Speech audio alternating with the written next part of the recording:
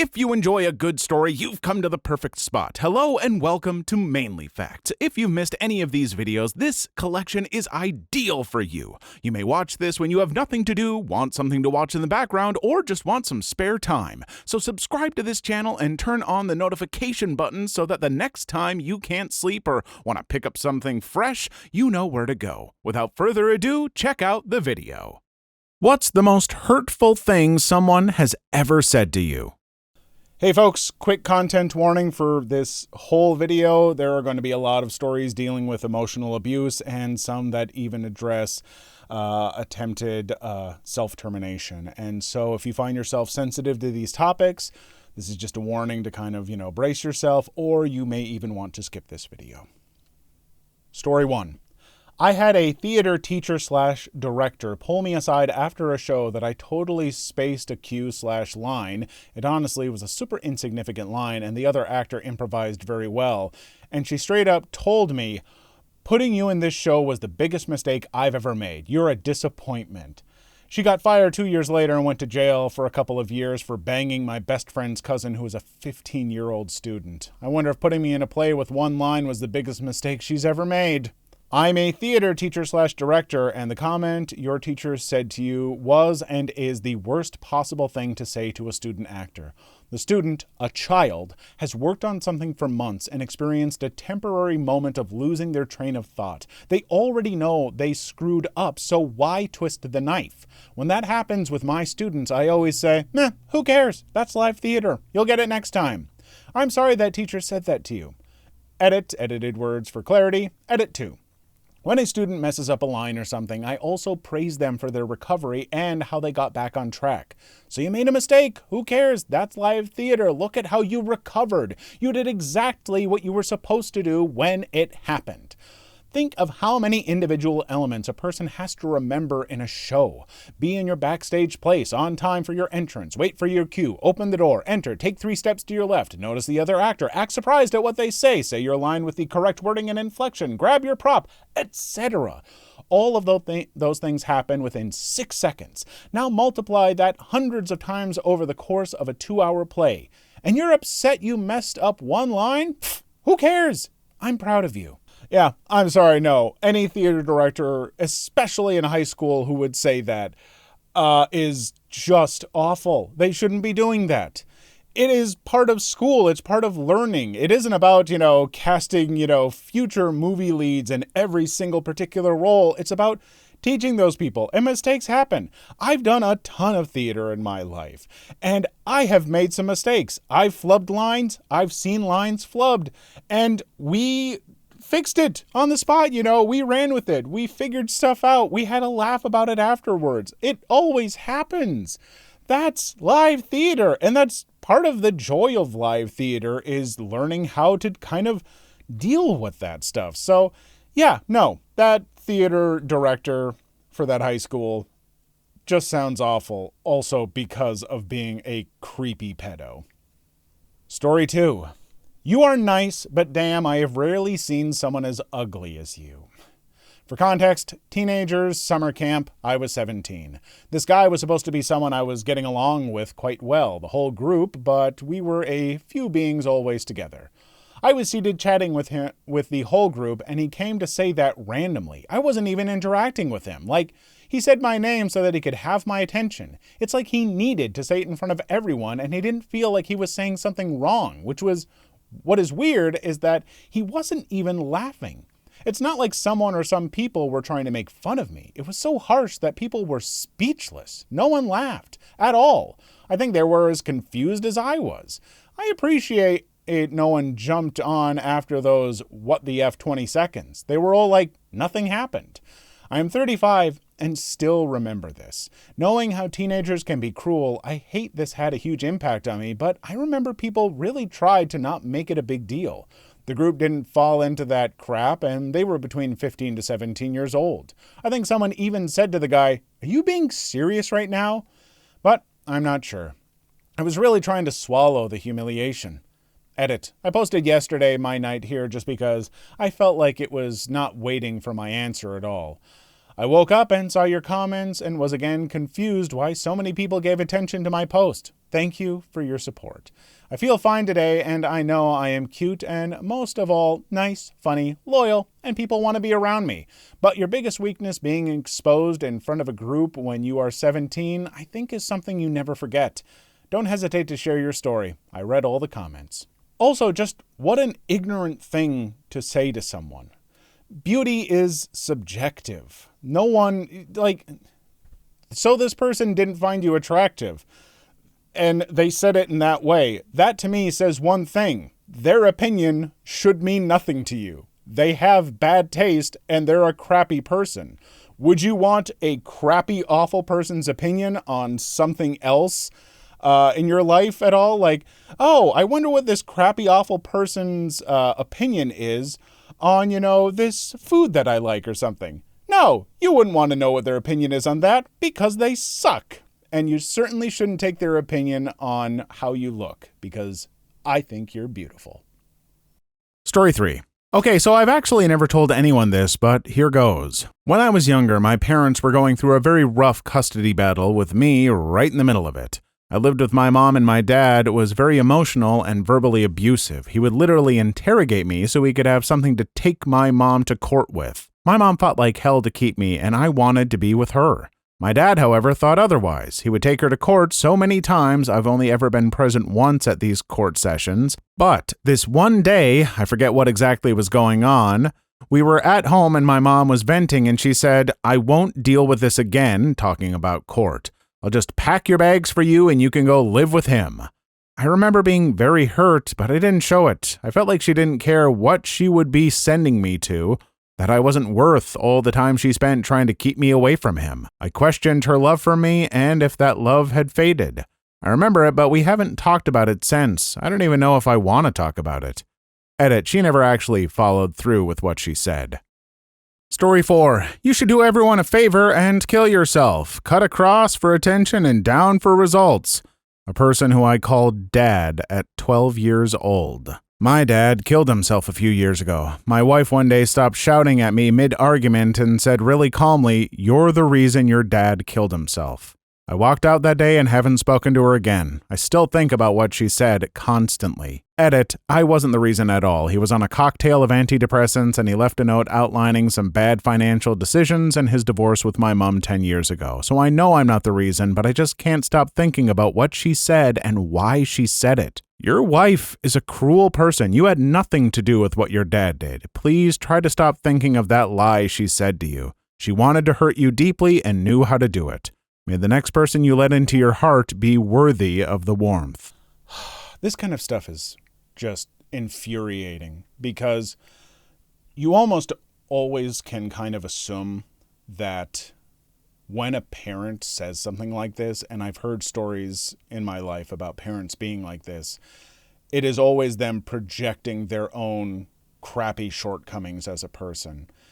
And so it's not to say that they're right to say that, and I don't even have sympathy for them at this point. Like, I know I'm usually the person who's like, oh, my sympathy doesn't erase, your accountability. No, as a parent, you're not allowed, you can't do that to your child. You can't project your awful insecurities onto them like that. You should be seeking help and therapy to help yourself if you start to feel that way. But to put that on a child, I have no sympathy for you. Story 5. When I was young, my mom said holidays are better without me. When I was young, my mom said she had to love me, but she didn't like me. It was her careful specificity, and I'm adopted. Effed me up for life. If she was cruel enough to say that, she didn't deserve to be a mother. Also, I've heard biological parents say that to their biological children too. It shows who she is as a person, not you. You are a wonderful person and didn't deserve that. Story 6. I have a daughter with an extremely complicated illness. Almost lost her to it twice when she was almost 3 and again 6 months later. In between, this was 15 years ago, I broke down and wept being so worried about her and how distant my wife had become from me as well. After I settled down, my wife told me that me crying like that had made me less attractive. My daughter is very stable now, and I've been divorced for several years. Story 7. Took my math book up to the teacher's desk with a question. I wasn't grasping it. He slammed my book onto his desk and asked me if I was stupid or what. Small town school about 30 years ago. If I ever run into that prick, I have a few things to show and tell him. In 1984, in a large city, I was getting a C in geometry, and in my family, that wasn't great news, so my dad went to go talk to the teacher about what we could do to improve my grade. The teacher said, and I quote, "I really don't know why you're here, Mr. Revere the Ogre. Girls can't do math." Effed me up for years. I did retake the class over the summer and got an A, but I never took much math ever again. Hey, teachers, it's your job to teach. And if a student's struggling, then you need to alter how you're teaching it, because that's on you. Like, it sounds like this person was trying. It's not like they were just screwing around and not doing anything. They weren't grasping it. You weren't presenting it right. And even if they were screwing off and, not paying attention at all, not trying, to tell a student, what are you, stupid? Nope, you don't get to do that as a teacher. And that's just gross behavior, and it says a lot more about you as a teacher than it says about any student. Men, what's something that the ladies are insecure about, but y'all actually like? Story 1. My wife has been getting random gray hairs for a bit now, more and more. It's somewhat more noticeable in bright sunlight. She's only mid-40s, and it seems to get her down a little bit. I've told her that it doesn't bother me at all, but I think it just reminds her that we're getting older bit by bit. I think it looks fantastic, like stars in the night sky. When she eventually goes fully gray, well, what could be more spectacular than a night sky completely covered in stars? Years ago, I walked into our bedroom and my wife was in bed reading and wearing reading glasses. It was my first time seeing her wearing them. She looked great. I mean, really great. I gasped and she immediately pulled them off, feeling self-conscious. I said to her, "Honey, they look fantastic on you." And I got a bit excited and said, "You know how we said we wanted to get married and grow old together? Well, it's happening." Well, I did kind of a Snoopy dance while saying, "It's happening." Gray hairs, growing old, reading glasses, these are all achievements that should be celebrated. I absolutely 100% agree, and not just because I am also getting old, but maybe partially because of that. Honestly, I find that as I get older, my tastes and things do change. And there's nothing about gray hairs that I find off-putting. They're probably not going to come through in the video, but I've started getting some gray hairs, and I'm definitely, you can see where the hair's thinning. That's happening. Wrinkles around the eyes. Come on, folks, look at no, I still look pretty amazing. Who am I kidding? Story 2. Comfy clothes, sweats, baggy shirts, or one of those spaghetti strap tank tops, no makeup, messy hair. I love that crap so much. Don't get me wrong, when a woman puts in the effort to look good, it's always appreciated, and I love the confidence of a woman who knows she looks good, but for that person to be so comfortable with me to just relax, not care what they look like, and snuggle up, snacking and watching movies, that's its own special brand of attractive that, in all honesty, is about on par with being head-to-toe dolled up. Dolled up is hot because it says, "I want to look good for you." Lazy day clothes are hot because it says, "I want to be comfortable with you." I think part of it is that comfy/messy is sort of like a behind-the-scenes VIP experience. Everyone gets to see the show, but only a select few get to see what's behind the curtain. It's about intimacy and honesty, which is damn attractive. As someone who is very constantly in very comfortable clothes, you'll see the, loose, some people say piratey, some people say blouses. They're just loose linen shirts and everything. And yeah, and I wear very loose flowy pants, tie fishing pants and other it's all very comfy. And I'm comfy most of the time, and my partner absolutely appreciates it. But she also appreciates when I put on a nice suit and tie and look all schnazzed up. We go to a nice restaurant together. You learn to appreciate everything about each other. Story 3. What she looks like first thing in the morning. This times 1,000. If I had to pick a time and place where I feel my wife is the most beautiful she's ever been, it's when I wake up in the morning and she's asleep next to me. The slightly mussed hair, to be fair, my wife has by choice gone with a short haircut. The cat-like sprawl she has after I wake up, she needs more sleep than I do, and I, whenever possible, let her have that. Her gentle smile when I stroke her hair to wake her up. I mean, it's the most honest, innocent moment in her day, and I love it. Story 4. I wish you could understand that after a pregnancy and all the changes that come with it, after 20 years of a life that hasn't been easy, after those few extra pounds we both put on, I still see that 19-year-old vixen that caught me checking her out while she was bending over to fix her shoe. She is her and will forever be her. The woman I fell for in the 2 weeks after we met, the one who supported me while I pursued my dreams, the one who bore my child, the one who makes cute noises when she rolls over in her sleep, the one who grows more beautiful every day, the sensitive, genuine mother, the attractive, naughty partner in crime, the one who for some reason thought it was a good idea to choose me, my woman. Story 5. My missus has a filthy laugh. She's embarrassed about it, so it only comes out when she really finds something funny. If I could, I'd IV that straight into my veins. Describe this filthy laugh, we must know. It's almost a cackle, a bit nasally, and always at 100% volume, usually accompanied by a thrown back head. Honestly, if I could find a way to induce it, I'd do it daily. Joking and comedy is something that is very important in my life and something that, is very important to my partner. And yeah, there is nothing to me that is quite the same as just a full-on laugh. Like when you really get them just absolutely losing it, they're not trying to, look nice doing it or whatever. It's amazing. Folks, for all of you out there, just laugh. Just laugh with your whole body if you like to. Do it. Story 6. I hope this comes out the right way. Height. My wife is not even that tall, but all her friends are 5'2" or shorter. She's 5'8", and when I met her, she was super insecure about it. We're about the same height, but I really like it. I'm female, 5'11", been turned down for being taller than guys plenty of times. Fair enough, people like what they like, but I can't say I've ever dated anyone who said they were attracted to my height. Luckily, everyone gets less insecure with age. The older I get, the more I rock the high heels. Story 7. I've heard multiple women say they were self-conscious about their veins. Nothing else, just the sight of their normal veins on the surface of their skin. But call me crazy. I like a woman with a vascular system. I strictly like women with vascular systems.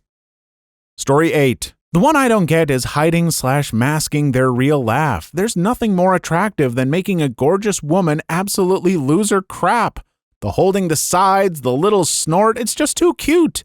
It sucks that some people have made them feel ugly just for expressing themselves. Story 9.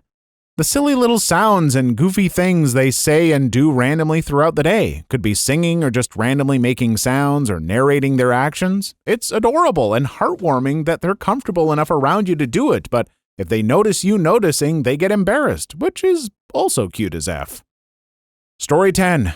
Their body. My ex would always tell me to stop staring at her while she's naked, for example, when she was undressing before going to bed. But for me, it had nothing to do with being horny or mostly anything intimate at all. It was simply pure beauty. Like you would look at an art's masterpiece, or the moment you reach a mountaintop and enjoy the scenery. Just pure admiration of the beauty, nothing else.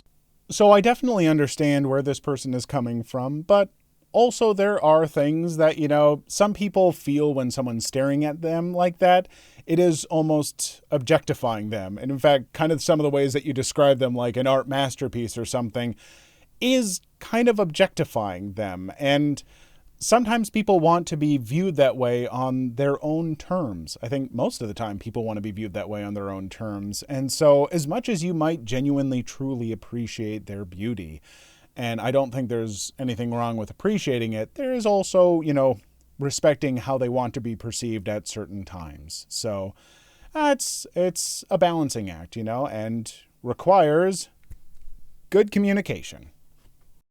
Story 11. Glasses. Holy crap, women with glasses are beautiful. Story 12.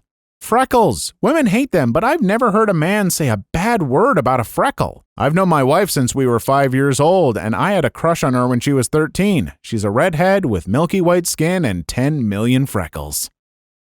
Story 13. Being silly and fun. This is one of the most attractive things for a true meaningful relationship. Ever hear of marrying your best friend? What's better than being silly and fun? My ex used to say I got the zoomies before bed, and I did/do. That is when my inner weirdo gremlin comes out and I need to do weird things. Nothing made him laugh as hard even when we were at the very end of our relationship. The zoomies would get him laughing. Folks, if you are a weird and silly person, and I am one of those, don't hide that from your partner. Like, even, I started acting weird around my partner very early in our relationship because I know that's how I am.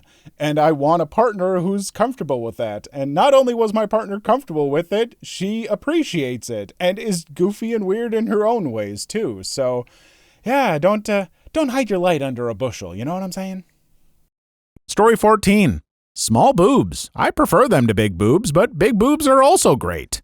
Boobs are boobs. 90% of guys are just happy to get to see or touch a pair. I'm not going to F up my opportunity because of size or shape. Nah, son. You give me a boobie, I'll love them no matter how they look. Story 15. My wife has what she'd describe as a mum bod after having our children. If anything, I find her body more attractive now. She's gifted me 2 beautiful kids with her body. What is absolutely worth paying someone else to do? Story 1. If you live with someone else, a house cleaner. Unless one of you loves cleaning so much it's like a hobby, it will reduce stress and friction among those you live with. Even if there aren't outright fights, in my experience, often there is silent resentment from the person who does most of the cleaning, and there is almost always one person who does most of the cleaning. If you dispute this and think it's perfectly 50-50 with your partner or roommate, then it's the other person. Dude, I just moved out of a house where a 50-year-old child lived. As he was moving in, he was very chipper when he told me that when the tub backs up, to clean his hair out of the drain. I knew then, and I was right. Dude effing sucked. Similar, 40-year-old roommate, landlord with an even more gross 50-year-old roommate, where the claw tub would clog and backflow, something that didn't smell like septic sludge, but looked like it. Landlord never properly fixed it, and I'd either shower at the gym or sumo squat on the edges of the tub, reciting the statistics for bath-based injuries in my head.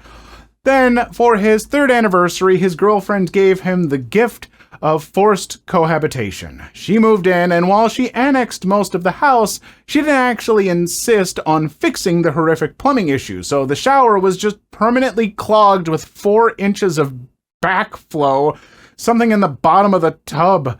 I started removing the hair myself, putting it on the wall behind the curtain in the shape of the word help, but got bored and forgot about it while I was still on the L. A month later, I got called in front of the tribunal to be informed how disgusting that was of me. Okay, how about she cleans up her own hair? She can't. The tub clogs and backflows. Oh, really? Gee, that sounds like a problem the landlord should take care of. I moved out the next month, which solved the problem for me at least. The dude was quite a hoarder, but wasn't far from it. He parked his car outside because there was a literal junk pile filling his 2-car garage, which my bicycle was thrown onto when his girlfriend decided to annex the foyer, but I was assured by text that it was thrown gently.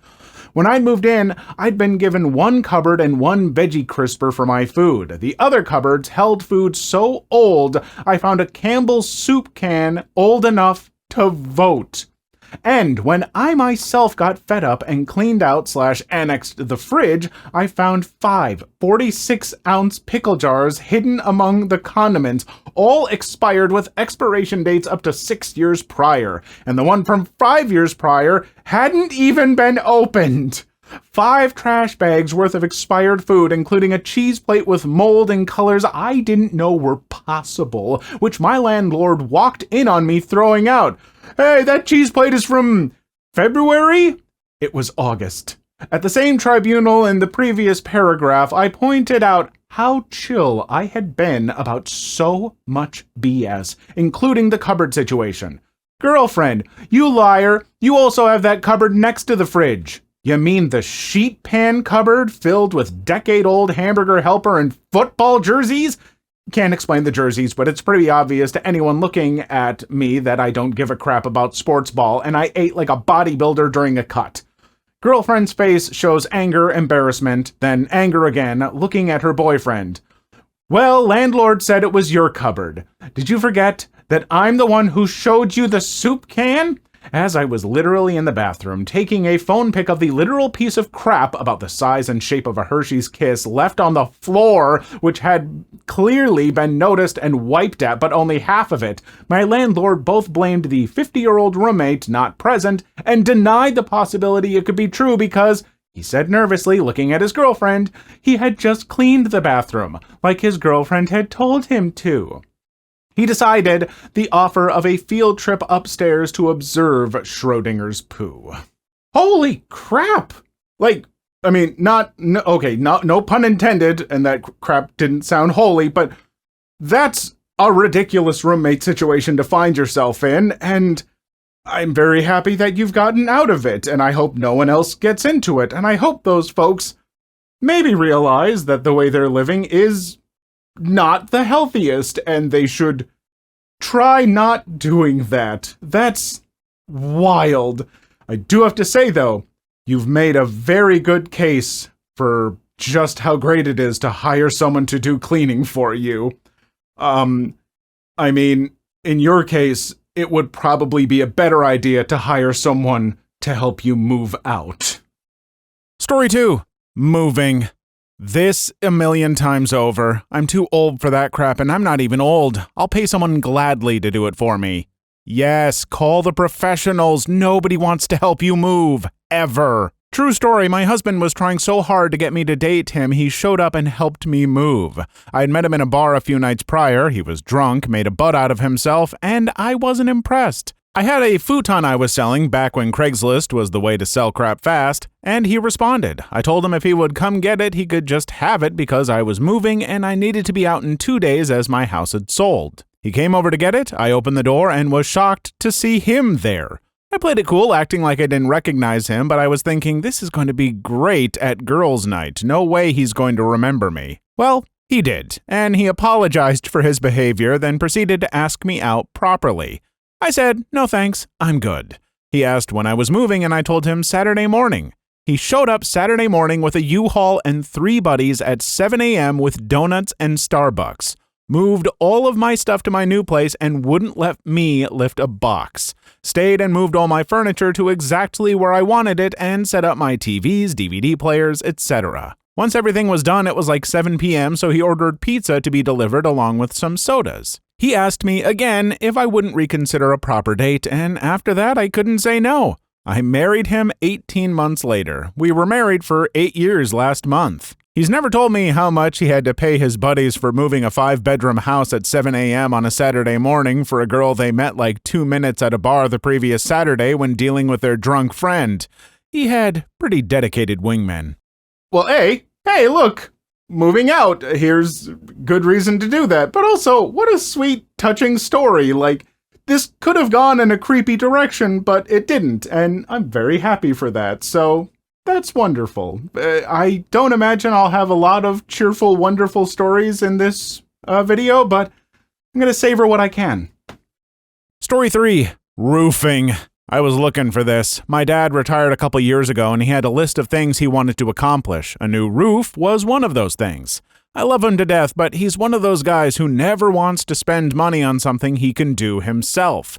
But by himself, he thought I was going to take off work for a week and my cousin and uncle were going to take off work to help him take off the old shingles and put in the new ones. It ended up taking like 2 weeks to finish in the heat. And I was like, just pay a company the money and this could take a crew of professionals a day, maybe 2. I mean, I don't even work construction or anything. I'm a freaking librarian. I didn't know how to shingle a roof and my cousin is an accountant. It sucked. If I ever have a house I need to replace a roof on, it will absolutely be worth the money to pay a pro. Story 4. Really, anything that you value your own time too much to do. Almost everything we buy is us paying someone else to do that thing for us. There was a guy who made a chicken sandwich completely by himself, growing wheat and making bread, raising the chicken and slaughtering it. Apparently it wasn't that good or worth the effort. This is how I look at it. We have someone clean our pool every week, do our landscaping once a month, and a cleaning service comes monthly as well. I can do all those things, but it would take me most of a weekend day per month to do it all. I value my time way more than I value my money. Of course, I'm extremely privileged to be able to afford all of that. Not everyone is able to do so, and I wasn't until somewhat recently. But as I get older, I value my free time so much more than I used to. Okay, this right here, this is something that I absolutely feel, because for years I had relatives who were better with like mechanics and stuff like that, who were trying to tell me that I needed to learn how to change my own oil. And I'd always be like, why? It's not that expensive. I can just, I can just go to the mechanic or whatever and have them change the oil. There are oil change places that do it very quickly. And they'd always be like, well, I mean, you can do it yourself. Why pay someone else to do it when you can do it yourself?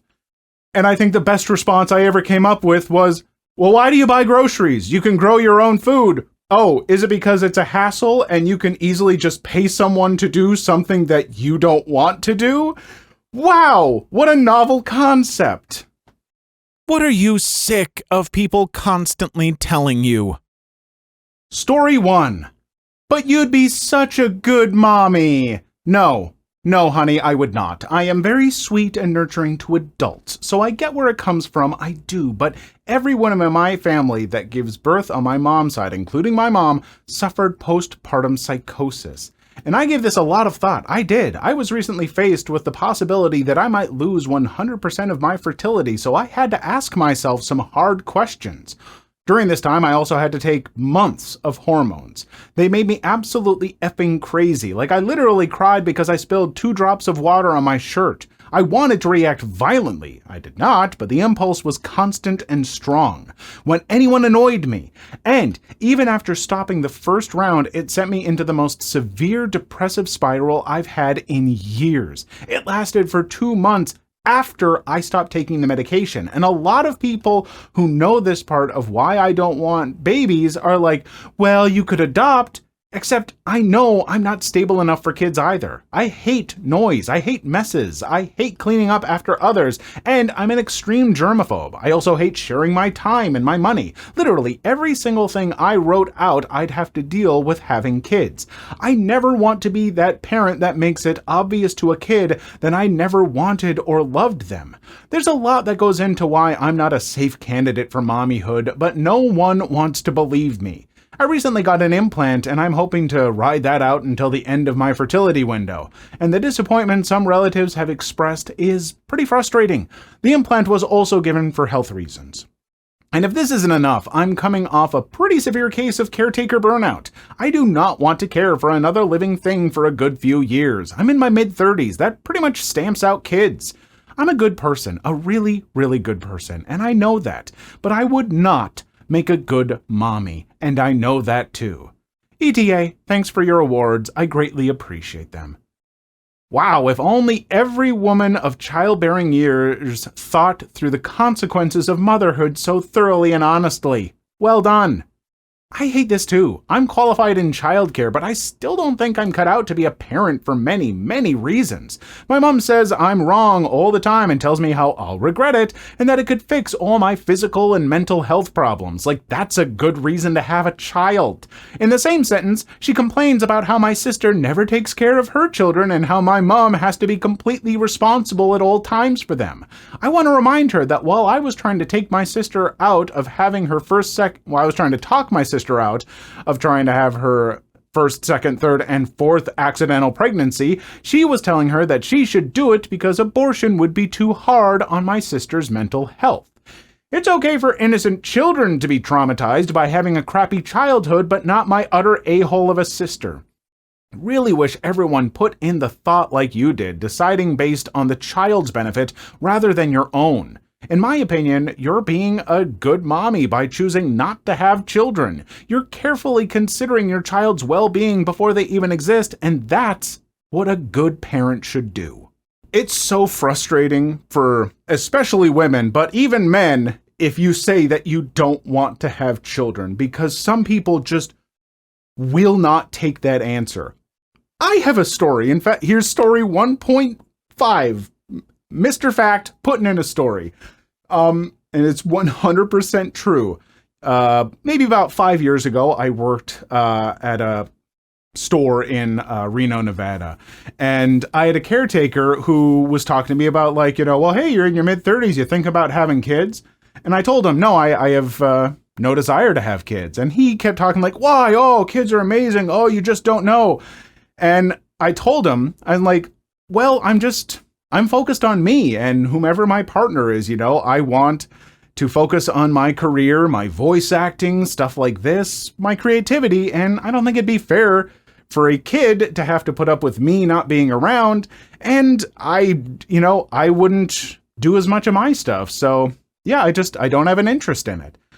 And he was like, well, I had my, metal band or whatever, and I was playing in that all the time and all this stuff. And I thought that was so important until I had my kid. And then I realized how much more important being a parent is and how unimportant that other stuff is.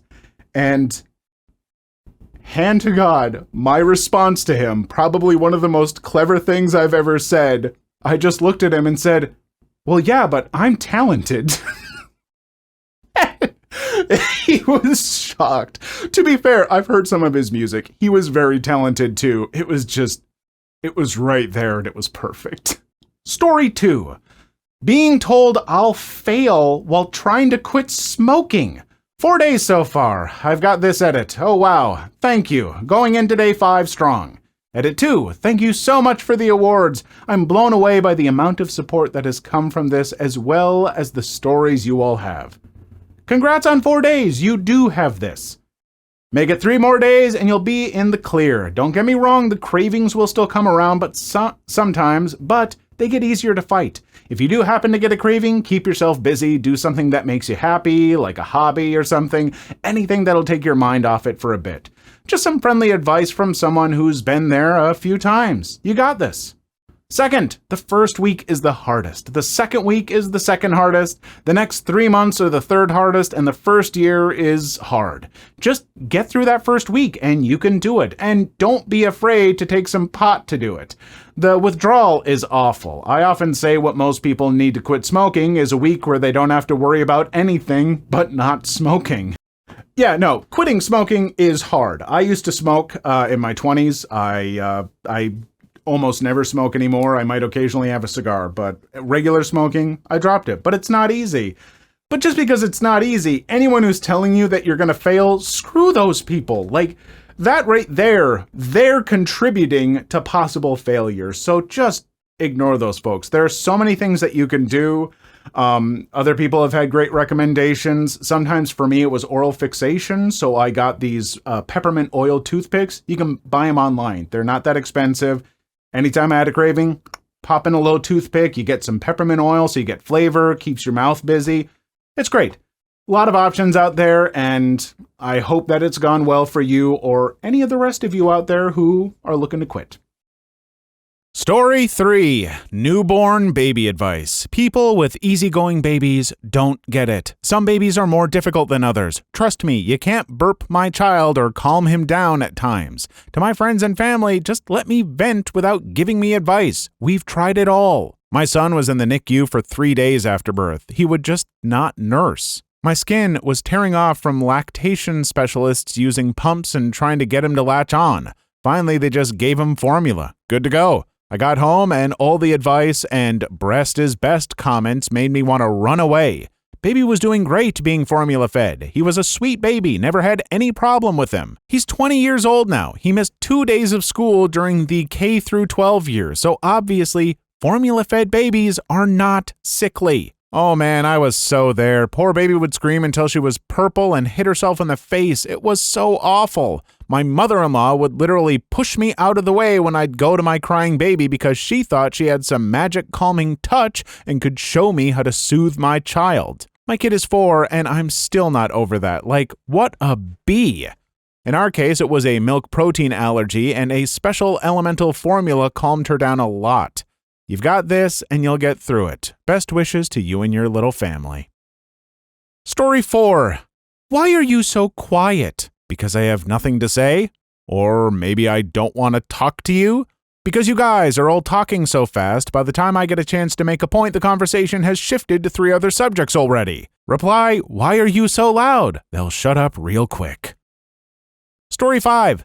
Just stop thinking about it when I'm anxious as F. Oh, thanks. Never thought of that. I've tried to explain my anxiety to people by telling them I'm not actually anxious about the thing I'm focused on. I'm anxious and it's fixated on something. If that something was resolved, then the anxiety would find something new to attach to. A lot of people seem to think my anxiety must be justified, but really it's usually a thing that's happening to me. People giving advice to the mentally ill not grasping the concept of it has got to be one of my number 1 annoyances. Also, with certain disabilities, oh, you're depressed? Just think positive. Do you have anxiety? Stop overthinking. Do you have CFS? Try some coffee, sleep, and exercise. Honestly, feels a bit like telling someone with no legs if they've tried walking. There are a lot of people out there who are going to think that they know more about your mental illness or physical illness than you or your doctors do. And those people need to shut the F up.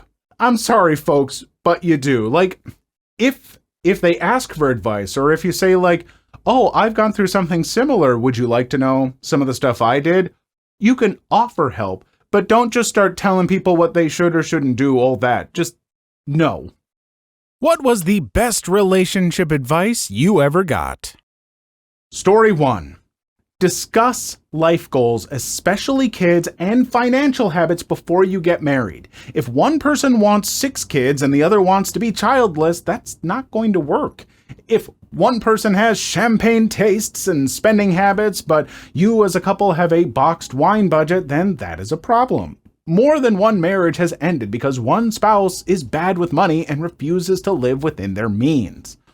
Second, on the kids thing, if you disagree, don't push it off as a future issue. It will make it worse. Resentment will build as you know what will inevitably happen. Sure, you can compromise on the amount possibly, but you can't compromise with 0. I'll never forget. I was dating wifey, and on date 2, she turns to me and says, can we talk seriously? Me. Sure. My mind is racing like the F man. It's date 2. She isn't into you, dude.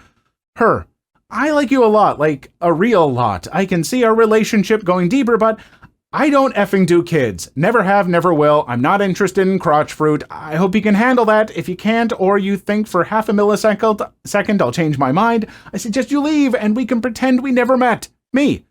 Okay, but what if I don't want kids either? Good. I was hoping you'd say that. And here we are 10 years later, 0 kiddos. Or crotch fruit, as she calls it. Holy crap, I wish I'd known this sooner, or I did know this but didn't need my own instincts. Dated a woman for years that was like, I'm fine living paycheck to paycheck and scraping by. I've done it all my life and I'm used to it. Cool, except she made it a point to always scrape by. Didn't matter how much money we made as a family. During my busy months, I could make $8K a month. Somehow, we'd still only barely get by or stash away very little. She was like a carp. Her spending would grow as big as the budget permitted. It was only ever going to be living paycheck to paycheck, which was insanely stressful. I'd call it constant financial terrorism. This is extremely important, and I'm glad you brought it up. This isn't the fun kind of advice that people like to hear before getting married. People seem to avoid this discussion because they're scared of what the answer may be and what they may have to do in response to an answer they don't want to hear, but it's necessary. I gave my husband multiple chances to amicably back out of our relationship when I told him I would never be able to have children because of reproductive health issues, but I also didn't want them if I had a healthy uterus. He told me that he loved me for who I was, not for what I could give him. We're still together, high school sweethearts, and he keeps me going through life even if I don't want to at times. He is my soul.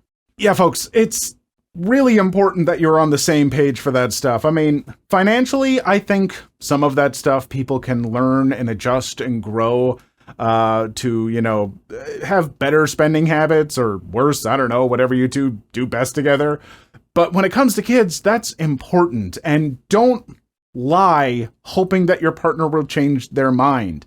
I had a partner who, from like the second date, I made very clear, I'm like, look, just so you know, it seems like we're getting along, but I never want to have kids. I have no desire to have kids in my life, and that is not something I ever see changing. So if it's important to you, I just want to make that known now. I don't want to waste your time.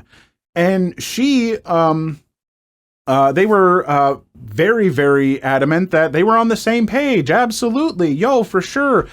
And suddenly 6 months later was going behind my back, talking to, like, mentioning to friends and stuff how they were going to, change my mind on this stuff. And, bringing up how, oh, it'll be so great when we have kids. And they'd be like, didn't you tell him that you didn't want kids? I know, I know he doesn't want to have kids. And she just thought that, they thought that they could change that in me. And no. And that was a problem. So yeah, you might want to push it off because it's uncomfortable, but don't. Story 2.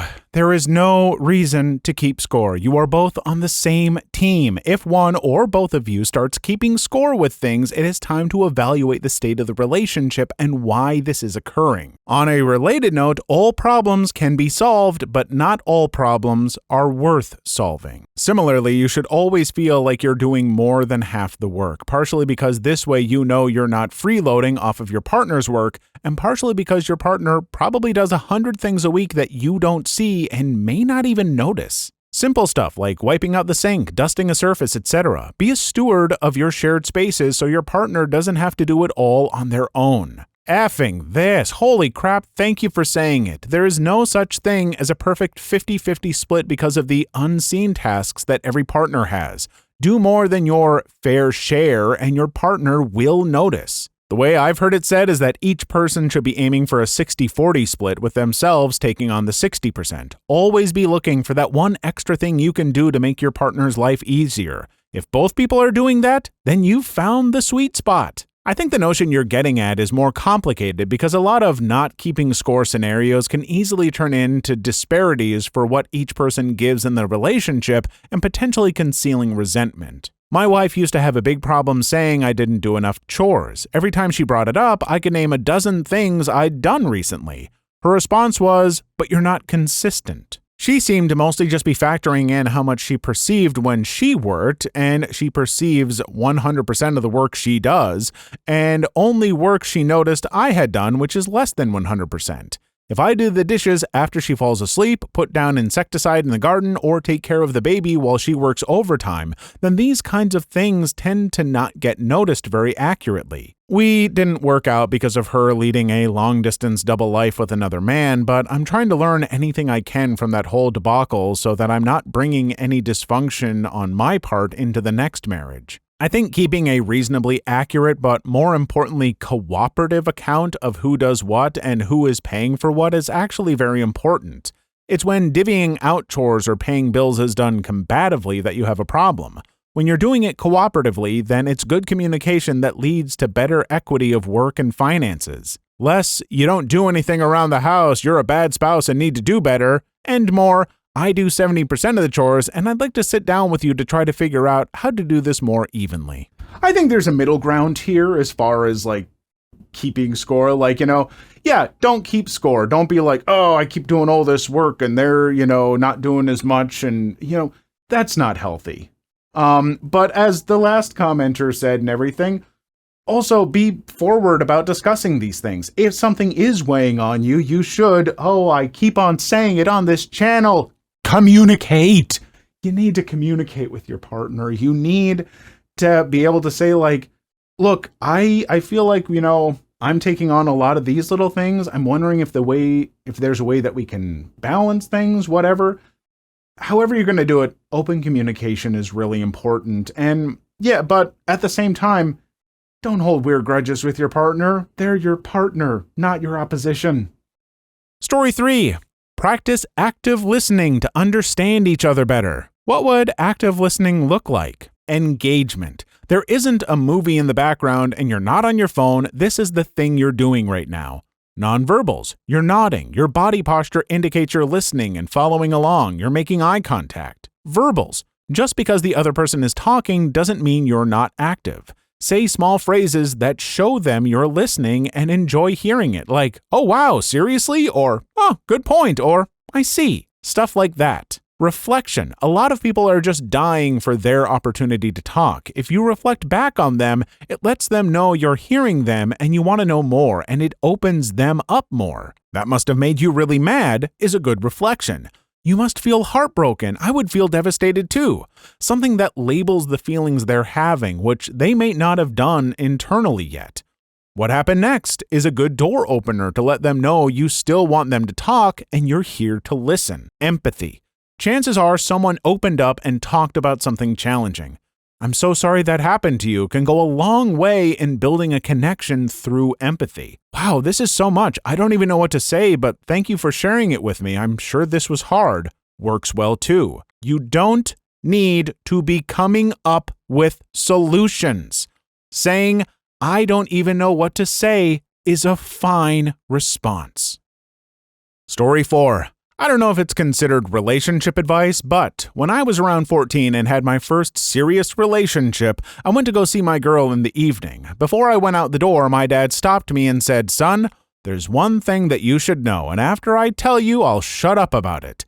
If a girl says no, that means no." I felt really awkward because it seemed obvious, and I felt like my dad saw me as an idiot. 10 years later, I still think about that moment and what my dad said, and I feel so proud of him for pointing out something that is really important. I feel like simple advice like that is not given often enough. Amen. I have told that to all 3 of my boys, and that not saying anything also means no, and being drunk means no, and saying, "I don't know, I'm not sure, I guess, if you want to," etc. If the girl is not an active and very willing participant, the answer is no. I feel like no is fairly obvious, but the gray area can be confusing to young men/teens as they haven't really learned nuances and language. So I tell them an affirmative, positive, enthusiastic yes is the only thing that counts for a green light. I'm going to try and keep this comment real quick, folks, but this kind of advice does not count for just first dates or someone that you've met or, early in a relationship, girlfriend, boyfriend, whatever. This advice counts in marriage, no matter how long you've been together, partnership, whatever. No means no, and if they're not certain, that's a stop sign. And men, women, non-binaries, whomever, this counts for all of you. If someone doesn't seem into it, make sure that you talk this through, stuff like that. Got more stuff about communication, but do it. What's something literally no one looks good wearing? Story 1. The jail self-termination prevention garment. I'm a cop. About 15 years ago, we had a new guy who had just gotten off the field training. It was one of his first days riding as a solo officer. I'd made an arrest and was down at the jail standing and booking, waiting for paperwork to be completed. I heard over the radio that he also made an arrest and is being transported to the jail. I heard him tell dispatch to call the jail and have them prepared because his prisoner is unruly and is a spitter. Not a big deal. We have spit masks that we can put over a prisoner's head to keep them from spitting on people. It's essentially a big mosquito net. It's just a mesh. So the deputies are getting ready for his arrival and they buzz him into the sally port. The effing guy gets out of the car, proceeds to put the spit mask on himself, and then get the prisoner out and escorts him to booking. The effing bonehead put it on himself to protect himself from the suspect spitting on him. So here we all are, dang near peeing ourselves laughing and booking. Even the other prisoners were laughing their balls off. He got up to the booking door and was clueless. Apparently he'd never had the opportunity to use one, so he didn't know how they worked. He didn't know they were supposed to go on the prisoner. Cops really are dumb crap all day, every day. My daughter worked at a national park for a bit, and she said there was a disturbing percentage of visitors who asked if bear spray was supposed to be sprayed at the bear or if it should be applied like mosquito spray. Well, I mean, better look dumb now than find out the hard way, I guess. Yes, it may indeed sound like a stupid question, but if you don't know, you need to before proceeding. I mean, that's fair about the bear spray. I feel like if you have bear spray, there are instructions. Like, they don't just give you this blank canister and go, I hope you know what you're doing out there. Like, yeah, I feel like that one, not quite as reasonable for people to be asking, but the spit mask, sure, I could see doing that, I guess. Story 2. Bike gear, as in the spandex shirt and shorts and goofy cleats. Even the best in the world dudes from the Tour de France look like goofballs. As a cycling enthusiast who regularly wears full lycra with my goofy shoes, I feel like I had to scroll too far to find someone saying this. Yeah, but even as a casual rider, I can verify that if you're going to be on a bike for a long distance, the additional comfort and functionality of those clothes far outweighs the downside of looking like an overstuffed sausage. That's the thing with cycling. Bikes are completely awkward except when mounted and ridden at speed. The clothing is daft except when using it for its purpose. Cleats make a huge difference. My dad used to do bike races and dressed like that in the 80s. By the 90s, he had slowed down a lot and gained a lot of weight. He used to insist me and my brother come with him on bike rides and would dress in his old spandex. We both ride mountain bikes and wore regular clothing. We'd take bets if he'd make it through without his gut tearing the spandex explosively. My grandfather called him the Tour de Walrus. Good times. Fun fact you might not realize about me is I used to cycle very regularly. I did 100-mile treks in a day, stuff like that.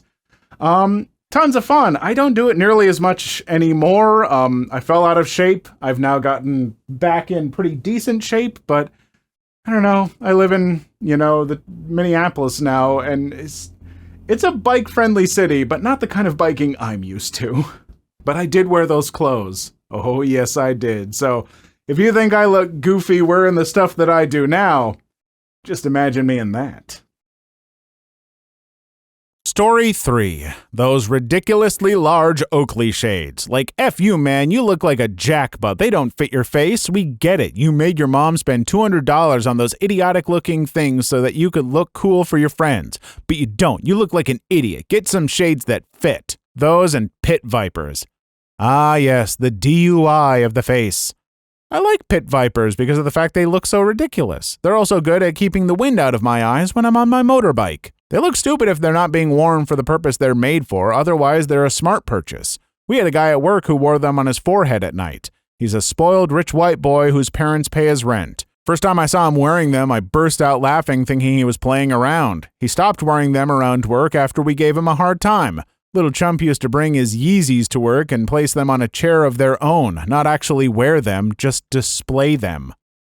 Story 4. Sagging pants. I saw a guy the other day with his belt around his knees. He had to walk like Charlie Chaplin. Hilarious. I teach at a high school in New York City. The worst is when skinny jeans were really in. Seeing them so that those was hilarious. Had a kid that you could see the bottom of his boxer briefs, skin, and then the waist of the jeans. I swear to God, I'm not exaggerating. It was absolutely at or below his knee. I once made the mistake of cycling in a pair. I cycle for transport. I hadn't worn skinny jeans for years, but found them one day in a drawer and just thought I'd wear them.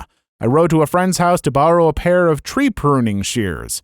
It was bad enough on the way there, but on the way back it felt like my balls were in a meat grinder. I had the surreal thought of jumping off the bike, pulling down my pants, taking the shears, and cutting my balls off. I'm sure it would have hurt like hell, and I'd have regretted it later, but oh man, the relief. Story 5. The broccoli haircut all the youngsters are rockin'. It's the meet me at McDonald's cut. I had that hair between 2005 and 2007 and got teased for it, at one point by a teacher who also called it broccoli hair. I now feel a certain validation seeing it become a trend, even though I agree that most people, including myself back then, don't pull it off. I call it the shaving brush or toilet brush. You've got to love any time there's someone who starts complaining about the youngsters and their fashion these days. Look back over any generation, and they've made fashion choices that we would now consider bad. Every generation does it. It's almost like that's what fashion is. Like, it's temporary, and it changes, and in modern times, like, the further we get from it, the more silly it looks, unless it comes back. God, stop complaining, old people. You make us look bad. Story 6. Last year, all the young guys at my work looked like the guy from Peaky Blinders. It was not good. They ain't your nails. Those are cheap bits of plastic glued to your nails. They're so gaudy and gross. Looking at their actual hands, they don't fit. The nail beds look gross. The plastic noises they make when they touch anything, it's just so weird. I have a feeling they'll fade out of fashion, and somewhere around 2035, those people will look back at them with disgust, like the trend of wearing skirts over jeans and skinny scarves as belts. What were we thinking? I don't know, Amanda. You wanted a 3-inch glow-in-the-dark flower with rhinestones. It didn't match anything. Get rid of your poop claws. Story 7. Any political clothes. Regardless of your side, I can agree. You're not convincing anyone with a shirt. The only goal is to irritate others. I find it funny when it's something like Punch a Nazi in Rainbow Comic Sans, but you gotta pick your moments to wear stuff like that, lol. Oh my god, yes, I don't care what side, I don't want to know. Same with car stickers, I don't want to know about politics or religion. I do want to know funny stuff and dogs, always about your dogs. What about a white t-shirt with what looks like a guy from a crosswalk sign taking a swastika and putting it in a trash bin? Okay, so I am all for anyone wearing whatever fashion they want. Obviously, according to you in the comments, I'm either wearing blouses or pirate shirts or going to Ren festivals, but it's just nice linens, everyone. You can get these. Everyone can wear these. Maybe not the tie fisherman pants that I wear every day. I have so many pairs. They're great. They're so comfortable. Get them, everyone. As much as I support any kind of wild fashion, I'm going to agree with this one. Any kind of political clothing and stuff that's like, hey, my politician, big thing. I love them so much. Ooh, praise them, all this. That's just weird. I don't care who you're supporting. They're politicians. We're not supposed to be, like, making fan clubs for them. They're just people who are supposed to do a job. They don't, but... Story 8. Teeth grills. My main goal is to blow up and then act like I don't know anybody. Har har har har. Especially the gold ones. They look like rotten wooden teeth done by Davy Jones. And yes, the ones from Pirates of the Caribbean, Dead Man's Chest. This is my answer. Any person who puts grills on their teeth automatically looks unattractive. I personally think A$AP Rocky is very handsome, but as soon as he wears teeth grills, he goes from a 10 to a 1 in my opinion. Unless you're Gyro Zeppelin. Look, I can't, but there's definitely people out there who can effing rock teeth grills.